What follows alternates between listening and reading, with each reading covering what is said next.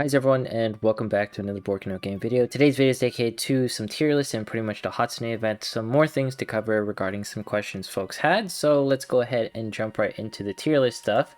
And as you can see here with Tim's tier list, it is currently down due to, certain things. I will keep that personal. I'll let Tim pretty much explain what's going on there. And all I have to say is Tim's tier list is great. I really like this tier list. I hope it comes back, and I am a strong advocate for it. All right, I just wanted to cover this in case y'all were looking for it. I'll let Tim explain like what's going on and everything. I talked to him, and I pretty much am referencing Lace's tier list, like his reroll tier list right here. He has some stuff regarding Arena. Check out his latest Arena video. It's pretty useful, I have to say. And some more breakdowns regarding characters and everything, and I highly agree with.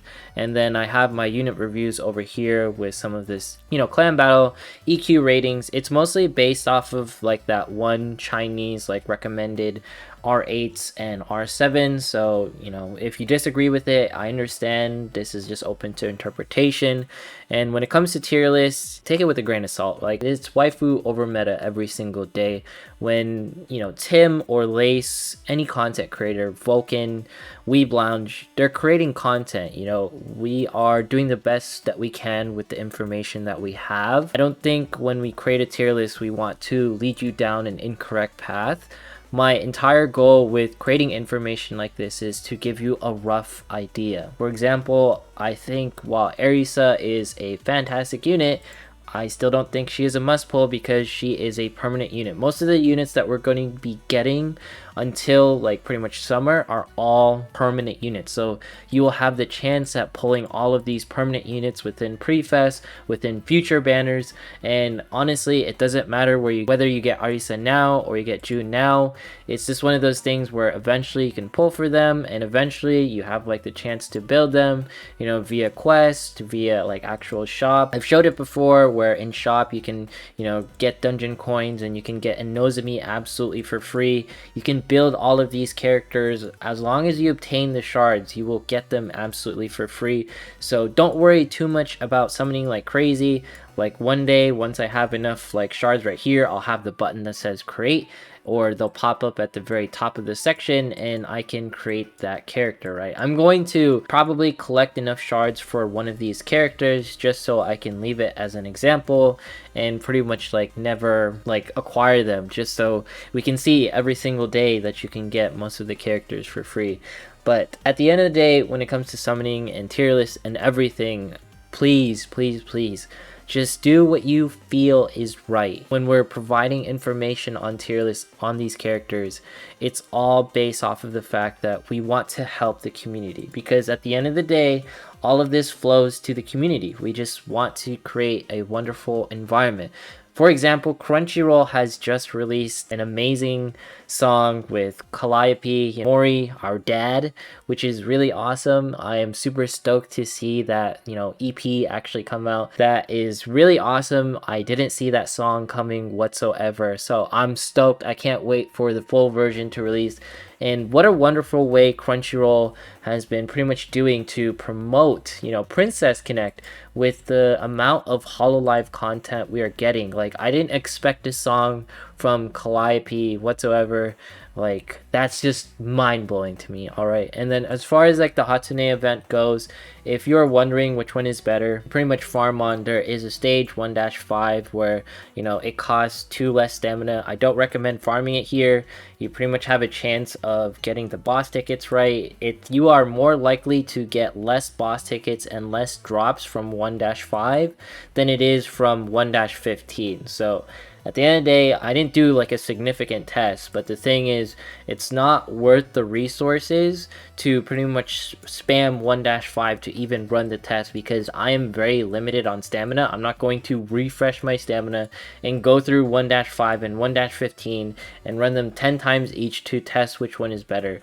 from what I can tell, 1-15 is much better as providing like boss tickets, providing gear and everything. So I highly recommend going there. All right, so more things regarding the Hatsune event and managing your stamina. At the end of the day, you know, go to 1-15 like we just talked about for pretty much farming like the hard boss and everything. I suggest waiting to save your boss tickets if you currently cannot one-shot Ziz. By that I mean, since this event doesn't end until February 17th, we got some time to pretty much create a team or get strong enough to the point where you can actually one-shot this. I believe there isn't really a rank or level, you know, possibly be at like 54 or something so you can get all the gold gear, you know, if you want to go down that route. But I think it's more along the lines of having like the correct units. I know there's a bunch of like guides people are providing on like free-to-play units to use, so feel free to check it out. I won't be creating one just because of the fact that there's already so much information out there. My highest recommendation is bring at least Calli. She seems to be the best physical DPS that can take out Ziz. You don't need Yukari. Yukari will be there for like a TP battery, but if you want to go down that route, feel free to do so. And regarding like the actual like metal gacha and everything, when it comes to actually spending stuff, and you know, make sure to set your options to 100 times and skip.